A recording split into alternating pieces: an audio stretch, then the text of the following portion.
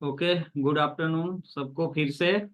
तो आज का जो हमारा पाठ है 3, अनोखा ढंग।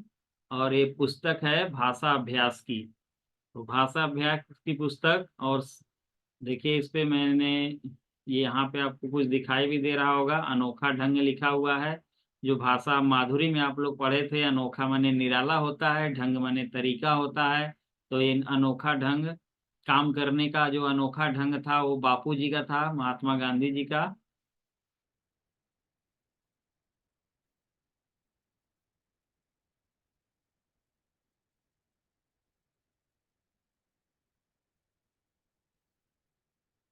तो यहाँ पे देखिए पहला प्रश्न है कि वे सुबह सुबह एक गांव से निकलते और 7 बजते बजते दूसरे गांव पहुंच जाते।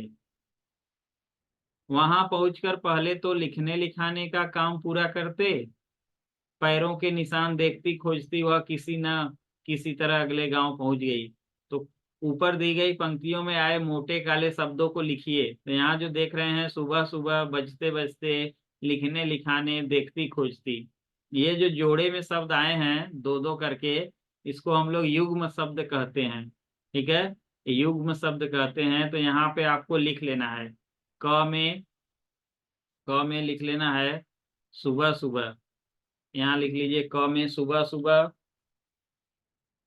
बजते बजते, ग में लिखने लिखाने, और घ में देखती खोजती। तो ऐसे जोड़े में अगर योजक चिन्ह का प्रयोग करके, डैश का चिन्ह का प्रयोग करके आए, तो इन जोड़े वाले शब्दों को युग्म शब्द कहते हैं। ठीक है, ऐसे जोड़े वाले शब्दों को युग्म शब्द कहते हैं, युग्म। परीक्षा में आए कि 2 युग्म शब्द लिखिए, तो आपको ऐसे ही लिखना है। चलते चलते, देखती खोजती, सुबह सुबह, ये युग्म शब्द है। इसको आप लोग लिख लीजिएगा। प्रश्न संख्या 2। प्रश्न संख्या 2, नीचे दिए गए शब्दों में से संज्ञा शब्द छांट कर लिखिए। संज्ञा शब्द लिखना है, ठीक है। तो संज्ञा शब्द में, तो संज्ञा किसे कहते हैं? संज्ञा किसी व्यक्ति, वस्तु, स्थान या भाव के नाम को संज्ञा कहते हैं। तो आपको इसमें देखना है कि क्या इसमें कोई नाम है, कोई व्यक्ति का नाम है, कोई जातिवाचक है संज्ञा, कि कोई स्थानवाचक संज्ञा है, कि भाववाचक संज्ञा। संज्ञा माने नाम होता है, किसी भी नाम को हम संज्ञा कहते हैं। ठीक है, तो अब देखते हैं हम लोग। ये देखिए यहाँ पे नोवा खली, नोवा खली, तो ये क्या है आपका? एक जगह है, एक गांव का नाम है। तो नोवा खली संज्ञा हो जाएगा। और गांधी जी एक नाम है, तो ये व्यक्तिवाचक संज्ञा हो जाएगा। जंगल, जंगल जातिवाचक संज्ञा। पत्थर, पत्थर क्या होगा? जातिवाचक संज्ञा। नारियल, नारियल क्या होगा? जातिवाचक संज्ञा। ठीक है तो ये आपके संज्ञा हो गए।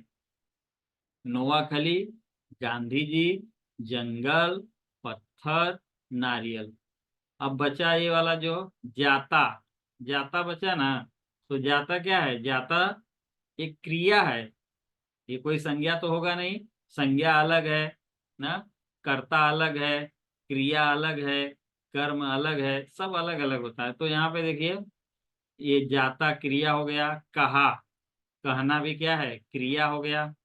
बताया, बताना क्या है? क्रिया हो गया। तो ये इसको नहीं लिखना है आपको, केवल संज्ञा लिखना है। कौन कौन लिखेंगे?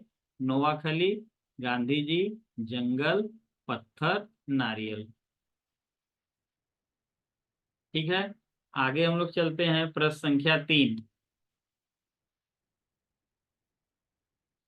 प्रश्न संख्या 3। अब प्रश्न संख्या 3 में कह रहा है कि नीचे दिए गए शब्दों को बोल बोल कर पढ़िए, क्या कोई अंतर है? अंतर हमको जानना है कि इनमें कोई अंतर है कि नहीं है। तो चलिए मेरे साथ आप लोग भी बोल दीजिए जरा। पहला बोलिए, कहा, कहा।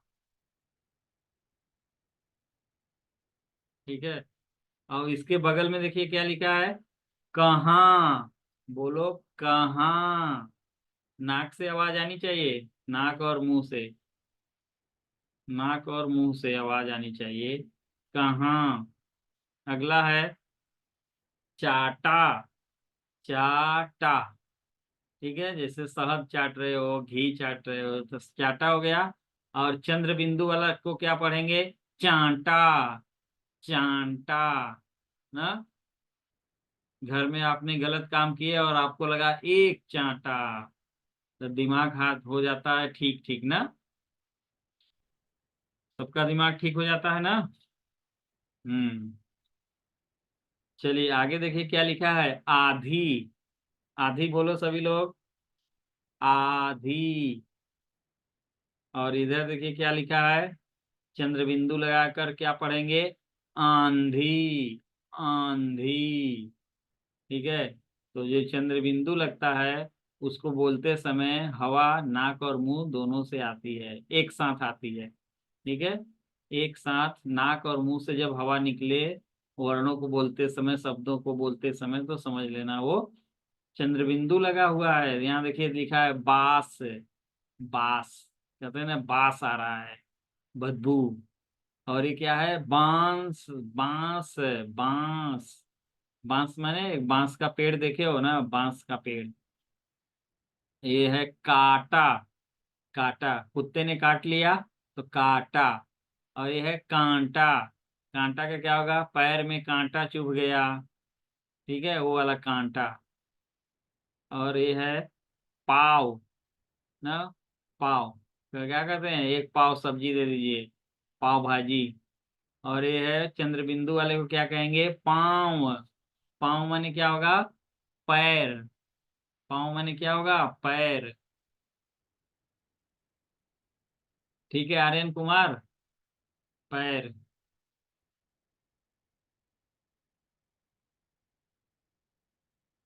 चलिए अगला प्रश्न हम लोग चलते हैं, प्रश्न संख्या 4। प्रश्न संख्या 4।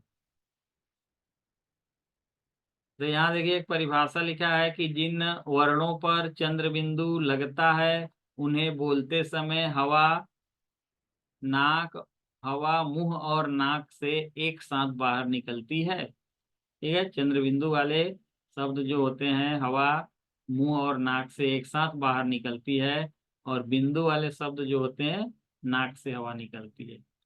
प्रश्न संख्या 4। नीचे दिए गए चित्रों के वे नाम लिखिए जिनमें चंद्र बिंदु का प्रयोग हुआ हो। ठीक है, जिनमें चंद्र बिंदु का प्रयोग हुआ हो यहाँ पे आपको लिखना है चंद्र बिंदु का प्रयोग। तो चित्र देखिए, सांप का चित्र दिख रहा है, सांप। तो स पे चंद्र बिंदु लगाइए, लिखिए सांप।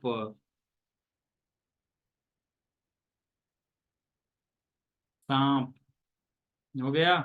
इधर देखिए पैर का चिन्ह दिख रहा है ना, पैर। तो इसको क्या लिखेंगे? लेकिन पैर तो लिखना नहीं है, हम लोग को वो शब्द लिखना है जो चंद्र बिंदु वाले होंगे। चंद्र बिंदु वाले शब्द लिखना है।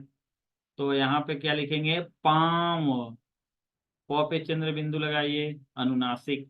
चंद्र बिंदु को अनुनासिक भी कहते हैं। तो पाँव हो गया। अब यहाँ पे देखिए ये चित्र किसका है? गांव का चित्र है ना, कुछ गांव है। और इधर एक पेड़ का चित्र है।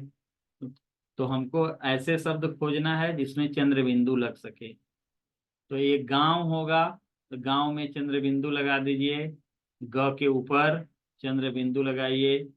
और ये पेड़ है बांस का।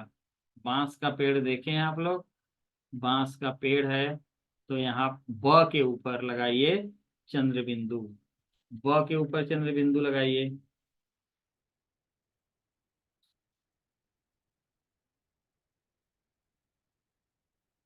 अगला चित्र है, देखिए तारे हैं, चांद है, आकाश है, बादल है। लेकिन हमको क्या लिखना है? चांद, क्योंकि चंद्र बिंदु वाले शब्द हमको लिखना है। तो यहाँ च के ऊपर चंद्र बिंदु उसका शब्द लगाइए, चांद। और यहाँ देखिए फूल दिख रहा है, फूल में तो कोई चंद्र बिंदु नहीं है, पत्ते में भी नहीं होगा, तो किस में होगा? कांटा। कांटा। क के ऊपर चंद्र बिंदु लगाइए, कांटा।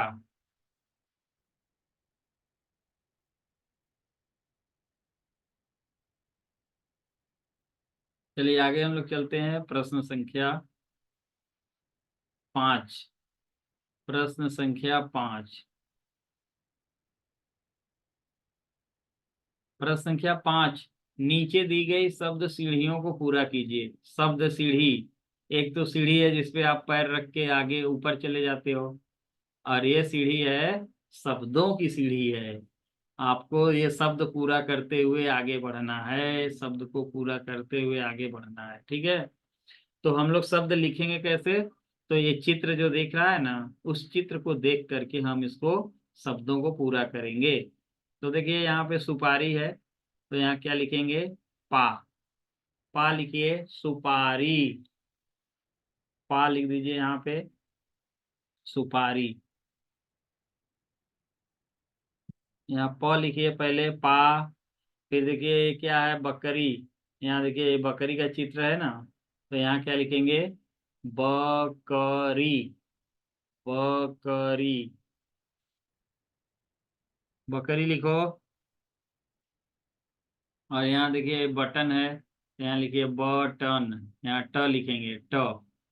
ठीक है, यहाँ ट लिख दीजिए। और ये है, इसका चित्र है मकान। ये मकान है, तो यहाँ लिखिए मकान। मकान।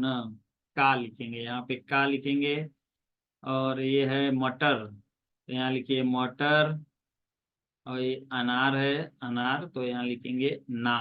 अनार। अनार। ठीक है। अब इसके बगल में देखिए एक और है।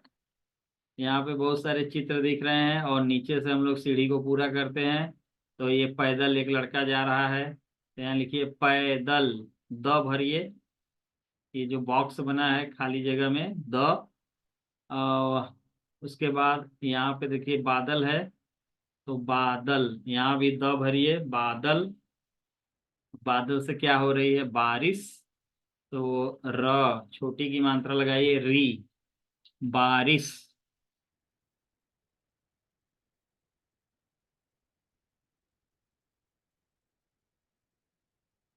हो गया। और ये है कलश। कलश। कलश, यहाँ कलश का देखिए चित्र भी बना है। और एक बगल में कलम का चित्र है, लिख दीजिए कलम। कलम।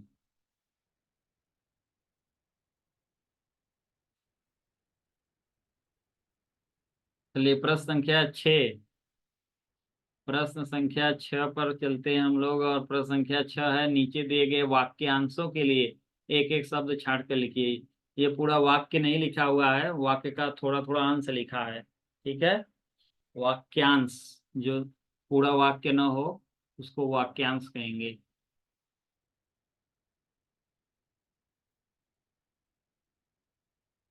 तो ये बगल में देख रहे हैं बॉक्स बना है, बॉक्स में से यहाँ शब्द लिखना है। तो लिखिए, जो पढ़ाने का काम करे। क में क्या है? जो पढ़ाने का काम करे उसे क्या कहते हैं? शिक्षक। यहाँ से लिखिए शिक्षक। जो पढ़ाने का काम करे, शिक्षक। ठीक है। और ख, जो मरीजों का इलाज करे। तो मरीजों का इलाज कौन करता है? तो सबको मालूम है, डॉक्टर। तो यहाँ लिख दीजिए डॉक्टर। ख में लिखेंगे डॉक्टर। ग, जो सोने चांदी के गहने बनाए, तो सुनार। सुनार लिख दीजिए। घ, जो कपड़ा बुने, जुलाहा। जो कपड़ा बुने उसे क्या कहेंगे? जुलाहा कहते हैं, कपड़ा जो बनाते हैं। और जो लकड़ी का काम करे, तो लकड़ी का जो काम करता है उसे क्या कहते हैं? बढ़ई। बढ़ई। बढ़ई।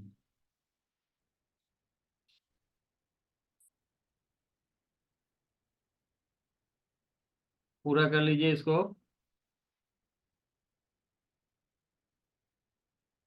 चलिए अगला प्रश्न, प्रश्न संख्या 7। प्रश्न संख्या 7।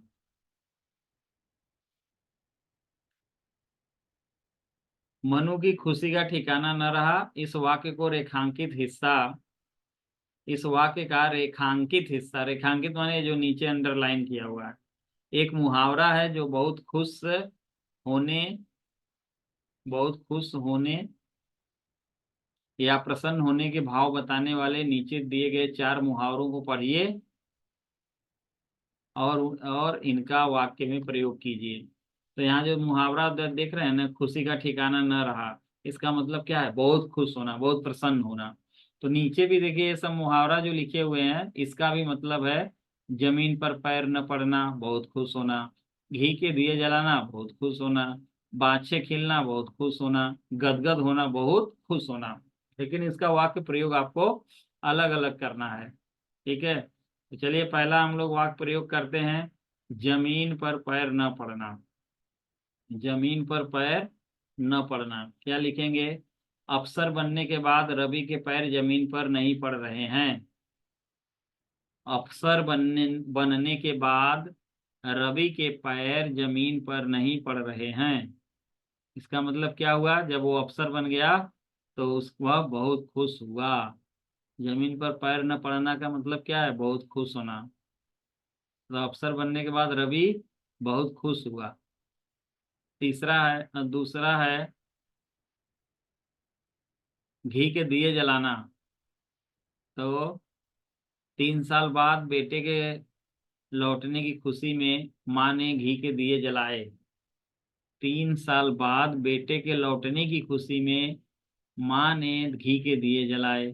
या आप ये भी लिख सकते हैं कि अयोध्या वापिस आने पर, श्री राम के अयोध्या वापिस आने पर सभी ने घी के दिए जलाए, यानी बहुत खुश हुए। घी का दिया जलाने का क्या अर्थ होगा? बहुत खुश होना। तीसरा है बाछे खिलना। बाछे खिलना ये भी होता है बहुत खुश होना। तो बाछे कैसे खिलेगी जी? जब कुछ जीतोगे, तो लॉटरी लगने के बाद श्याम की बाछे खिलने लगी। लॉटरी लगने के बाद श्याम की बाछे खिलने लगी।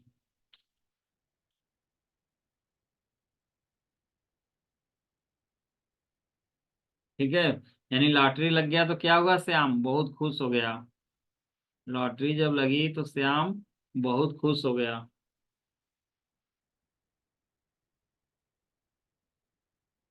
तीसरा है गदगद होना। गदगद होने का भी अर्थ क्या है? बहुत खुश होना। तो पिता बनने पर राम कुमार गदगद हो उठे। ठीक है, पिता बनने पर राम कुमार गदगद हो उठे। बच्चे के अधिक अंक आने पर पिताजी गदगद हो उठे। ठीक है, परीक्षा में अच्छे नंबर आने पर पिताजी गदगद हो उठे। तो इस तरह से आप बदल के भी बना सकते हैं मुहावरों को। लिख लीजिए सभी बच्चे इसको।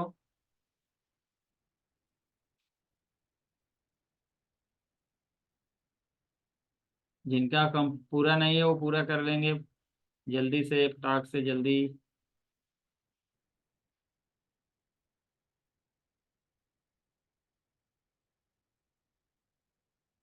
नाच आपका पूरा हो गया है? लिखिए फटाफट जल्दी जल्दी।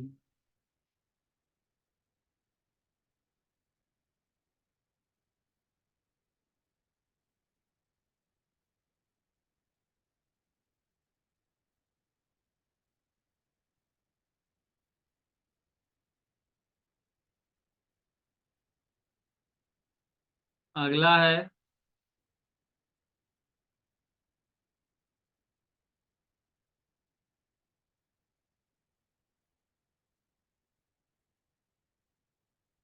क्या आपने भी कोई चीज संभाल कर रखी है?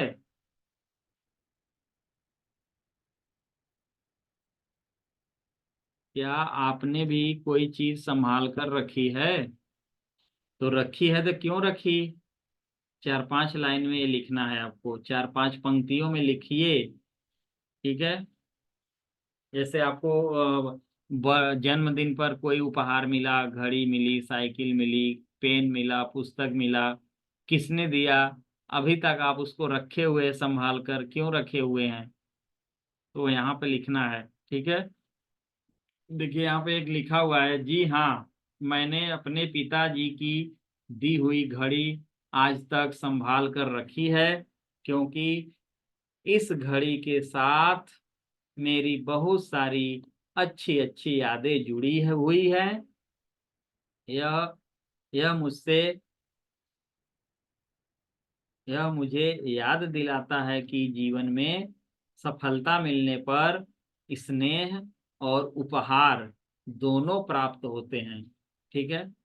ये घड़ी क्यों याद दिलाती है कि अगर हमें सफलता मिलती है तो हमको प्यार भी मिलता है और उपहार भी मिलता है, पुरस्कार। ठीक है, जिसे गिफ्ट बोलते हैं। तो आप जब सफल होगे तो आपको सब चीजें मिलेगी। तो आपको भी लिख लेना है इसी तरह से। यदि आपको किसी ने कोई सामान दिया है और आज तक अभी आपने संभाल कर रखी है, जैसे साइकिल हो गया, पेन हो गया, किताब हो गया, हाँ, कोई तस्वीर हो गई, तो यहाँ पे उसको आपको लिख लेना है। ये थोड़ा सा लिखा हुआ है, इसी तरह से आपको भी लिखना है।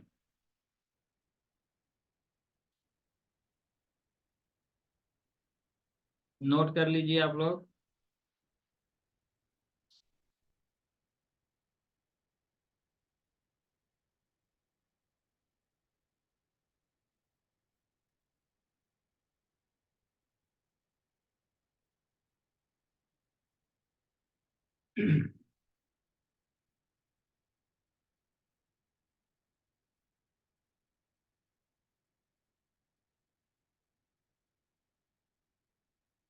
तो इसको आप लोग पूरा कर लेंगे।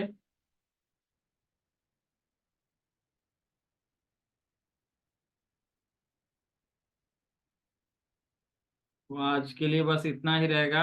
अगले दिन हम लोग अगला पार्ट लेकर आएंगे।